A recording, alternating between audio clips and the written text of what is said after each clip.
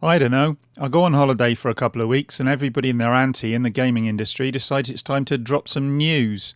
We've had more rumours about the Switch Pro and the Switch Mini, the Xbox One S All Digital Edition, or SAD as people are calling it, and quite fittingly I think, gets a release date, that's May the 7th, and a price of £199 or $249. Yeah, well, we won't get into that here. We get more games announced for the Sega Mega Drive Genesis Mini, and they look quite exciting and quite interesting. The PlayStation 1 Classic gets an update to Auto Bleem, which gives it more features. And Capcom announces the Home Arcade, which is a kind of arcade stick that you can plug into your telly and play classic Capcom games. And that's coming out at £200.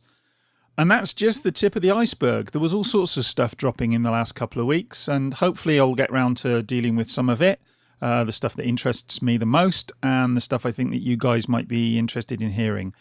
But the one that I want to talk about today, and the one I think is the most interesting of all of these, is the news that has been coming out of Sony, or Sony, depending on how you look at it. And I've been told off by loads of people saying that I say Sony when it should be Sony. Well, I've been saying Sony for years, boys, so back off. Anyway, we had leaks about the PlayStation 5, and that, suggested that it will launch in 2020, and there's no surprise there. And it will cost $500 at launch, which is a bit steep, but probably likely, given that we've now heard some of the tech that's going to be in there, or at least we've had hints about the tech that's going to be in there.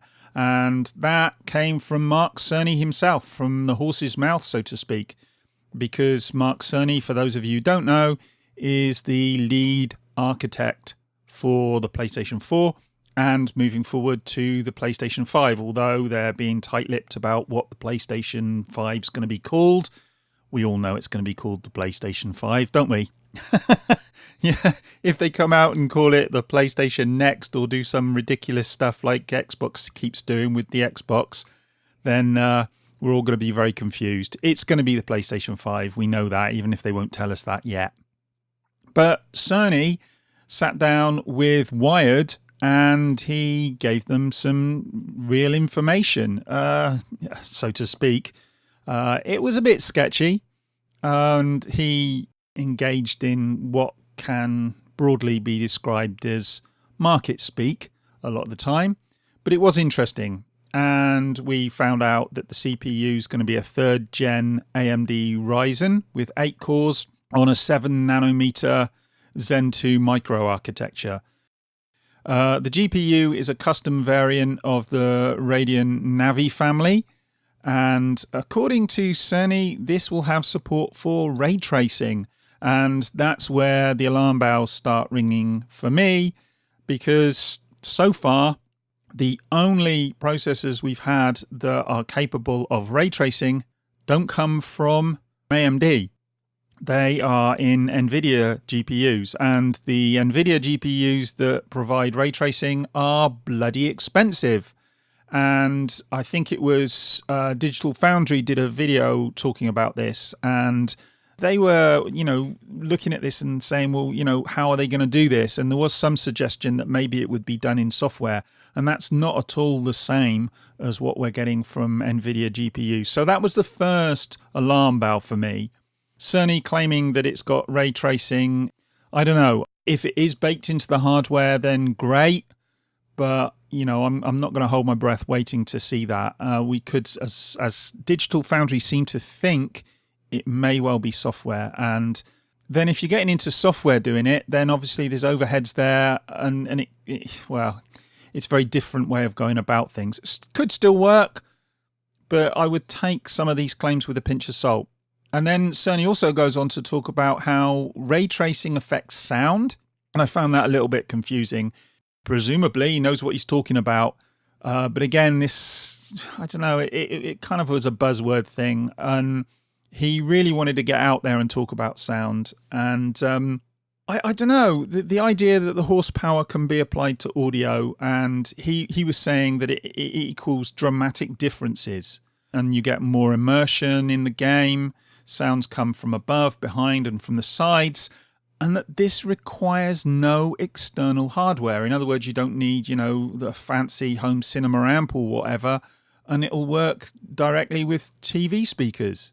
Again, that for me just doesn't ring true. Have you heard flat screen TV speakers? They sound terrible. And you may be able to create some kind of surround effect with software, but we all know that the only real way to get really good surround sound is to have the hardware that can do it. And it doesn't matter what you put into a TV. If it's got crappy speakers, it's going to sound crappy. So, I'll take that with a pinch of salt.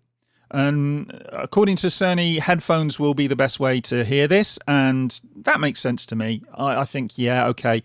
If they do have some hardware baked into the AMD GPU or CPU, then obviously, yeah, you're going to hear it better on headphones unless you've got some sort of, decent home cinema amp that can maybe process it properly.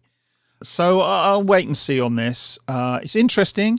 It is good to hear that PlayStation is paying a bit more attention to audio, because up until now, the Xbox has blown the PlayStation away for audio. The PlayStation sounds fine and all, but the Xbox has got Atmos, both for home cinema and for headphones, and, it does sound better.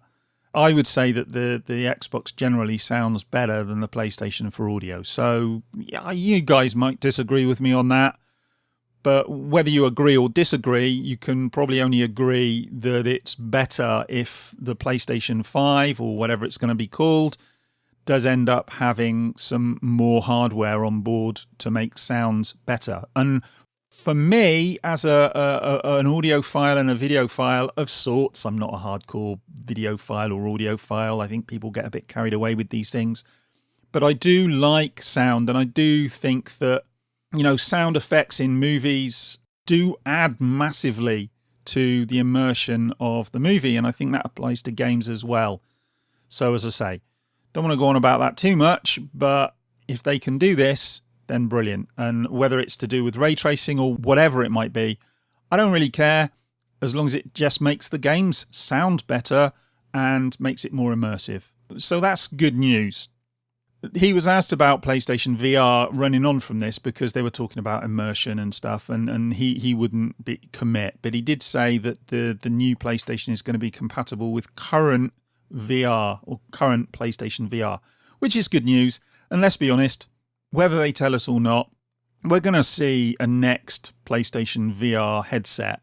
And there have been rumours that it's going to be wireless and all the rest of it. And I hope it is, because I really want to have a wireless headset for the next gen console. Once they get rid of the wires, that's when I'll start paying more attention to PlayStation VR or any VR. Because I know that, we've got the HTC Vive that hasn't got wires. You can use it wireless at the moment. But for PlayStation, well, you end up, as I think I've said before, you end up looking like the bloody Predator when you've got that headset on, because there's so many bloody wires dangling down. And once you've got your headset on and you've got your headphones and all the rest of it, it takes so long to set up and faff about with that unless you've got it already set up on your desk or whatever. I haven't. I've got it in the lounge and have to get it out every time I use it. It's a pain in the ass. Being able to just get the headset, put it on your head, turn it on, and away you go would make things so much better. So, as I say, I'm only speculating on this one, but I do think we'll see a new PlayStation VR sometime along from the release of the PlayStation 5. Probably the following year, I would imagine. But as I say, I'm just speculating on that. The other thing Cerny talked about, though, was the updated hard drive. And apparently we're going to be getting an SSD. And he had a demo during this interview where he showed fast travel in Spider-Man. And in Spider-Man, the fast travel went down from 15 seconds on the PlayStation 4 to 0.8 seconds on the dev kit for the PlayStation 5. And that apparently was when it was set on low speed, so it wasn't even functioning at its highest capability. And that's pretty impressive. Cerny claims that the SSD in the PlayStation 5 has higher bandwidth than any SSD currently available on PCs. And that's another area where while I thought this was impressive, I heard some alarm bells there as well, because, okay, look, it may well be that it's faster than current SSDs, and they may have some, proprietary tech they're using to make things run more quickly. But the reality is that we're moving forward with SSD tech, and we know that we're getting faster SSDs that will be coming out for PCs as we move along. And by the time the PlayStation 5 drops, well, the speeds in PCs will have gone up again. So I just think that he's talking about using an SSD that is the next gen along and maybe having some proprietary tech involved. By the time it drops, though, you're almost certainly going to have SSDs in PCs that are probably faster. It's just the way things are. This technology keeps moving on. And also, this doesn't factor in that with the next PlayStation, we're going to have uprated graphics and other assets. And so while it's impressive in Spider-Man, the fact is that the new games are going to be bigger. The assets are going to take more loading time because they're going to be bigger. So it's a trade-off. We know this. Anyone who's used PCs knows it's always a trade-off. As the hardware gets more powerful, so the software requires more power. And that's no different with consoles.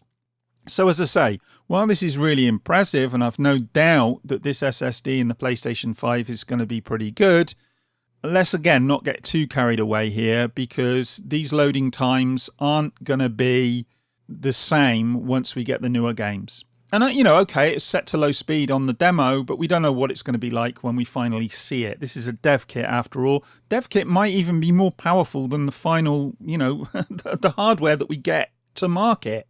Dev kits often are more powerful.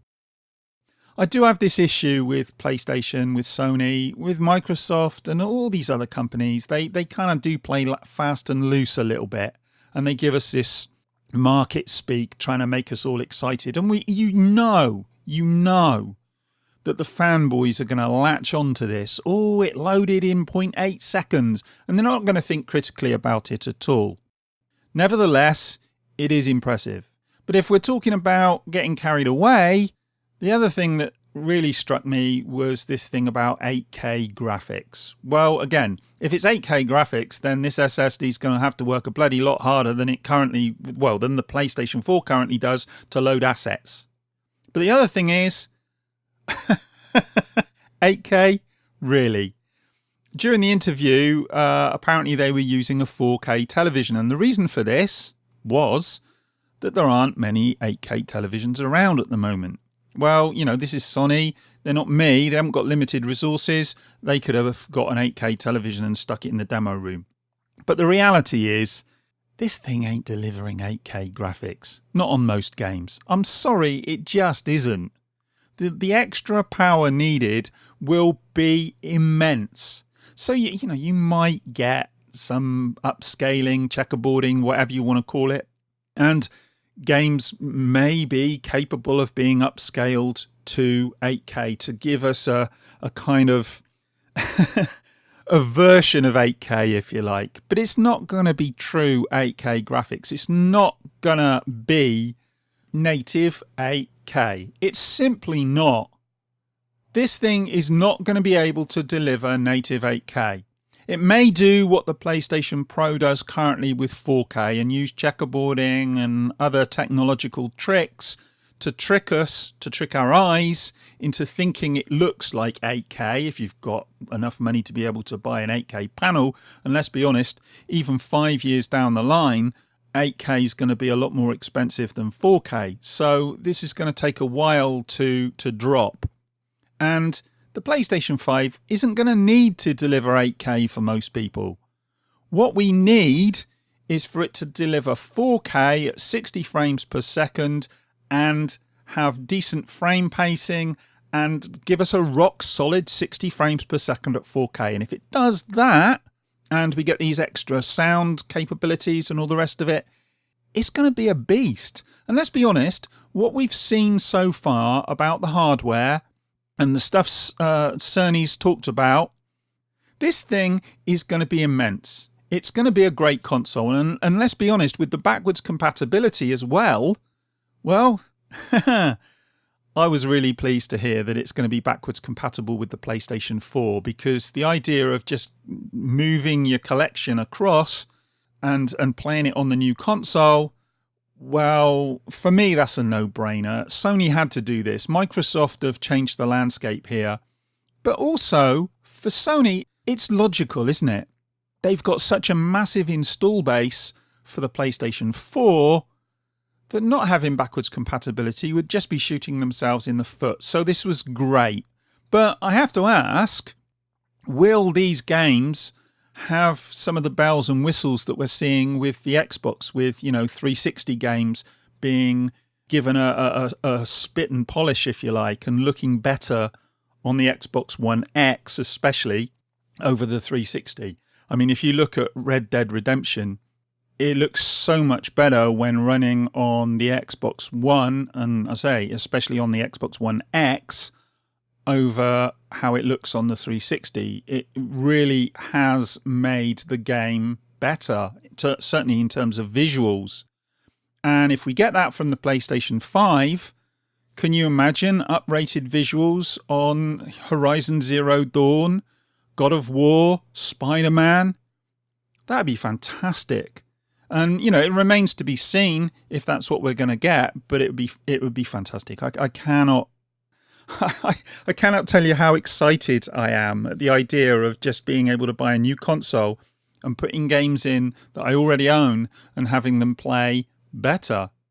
But even if they don't, it's still good to have the backwards compatibility to be able to play them as they currently run on the new console. That'll be good.